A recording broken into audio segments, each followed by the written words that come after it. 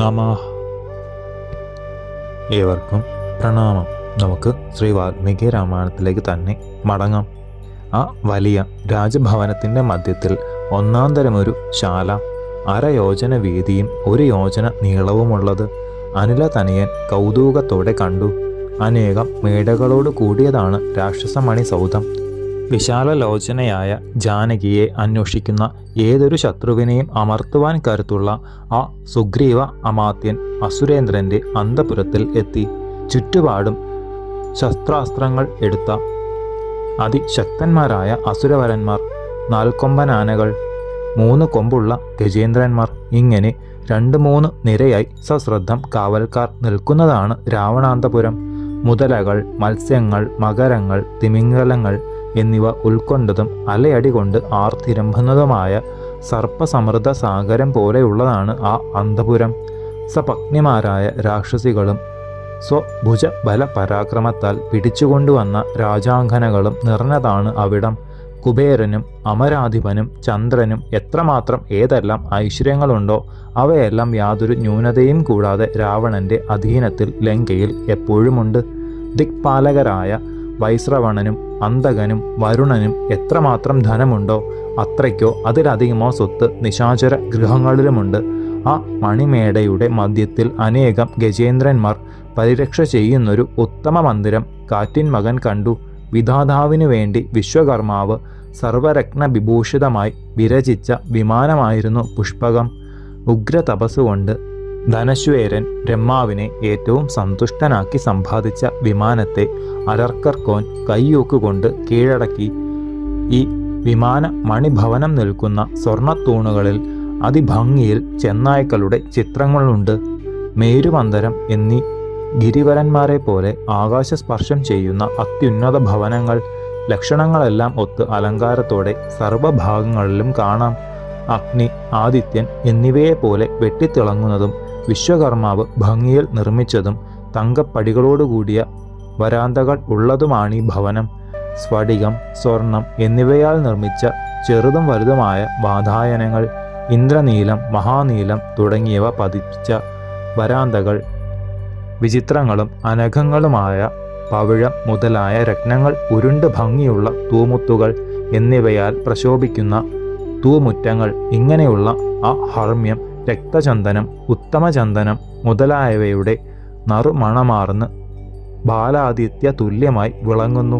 ശ്രേഷ്ഠരൂപത്തിലുള്ള പല പല വരാന്തകളാൽ ആവൃതവും ദിവ്യവുമായ ആ പുഷ്പക വിമാനത്തിൽ മഹാകപീശ്വരനായ പവനാത്മജൻ ചെന്നു കയറി. അന്നപാനാദി ഭക്ഷണ പദാർത്ഥങ്ങളിൽ നിന്ന് ദിവ്യ പരിമളം ഉയരുന്നു. രൂപമാർന്ന് അടുത്തുവന്ന വായുദേവനെ എന്ന പോലെയാണ് ഹനുമാൻ അതിനെ ആക്രാണിച്ചത്. ഉത്തമോത്തമനായ ഒരു ബന്ധുവിനെ മറ്റൊരു ബന്ധു എന്ന പോലെ ആ സുഗന്ധം കരുത്തനായ കപീന്ദ്രനോട് വരൂ, രാവണൻ വസിക്കുന്ന സ്ഥലത്തേക്ക് പോകാം എന്നിങ്ങനെ പറഞ്ഞതായി തോന്നും. രാക്ഷസേശ്വരനായ രാവണന്റെ സ്നേഹവിശ്വാസങ്ങൾക്ക് പാത്രമായ കാമിനിയാംഗിയായൊരു പത്നിയെപ്പോലെ ആ മഹാശാല പ്രശോഭിക്കുന്നു. പവനാത്മജൻ അവിടെയെല്ലാം നടന്നു നോക്കി. മഹാരത്നങ്ങൾ കൊണ്ട് കോണികൾ, മാറ്റേറുന്ന പൊന്ന്, നിർമ്മലമായ വെള്ളി എന്നിവയാൽ അവയെ അലങ്കരിച്ചിരിക്കുന്നു. പളുങ്കൻ മണികളാണ് നിലത്ത് പതിപ്പിച്ചിരിക്കുന്നത്. കലാഭംഗി എഴുന്ന മറ്റു രൂപങ്ങളെ മറയ്ക്കത്തക്ക രുദം ആനക്കൊമ്പുകൾ പതിപ്പിച്ചിരിക്കുന്നു.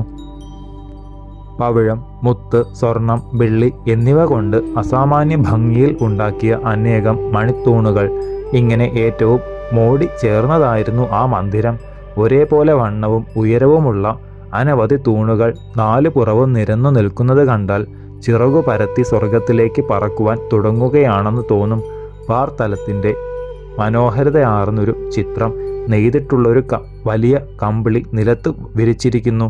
അത് രാജഭവന സമൂഹം ചേർന്ന വിശാല മഹീതലം പോലെയാണെന്നാണ് തോന്നിക്കുക.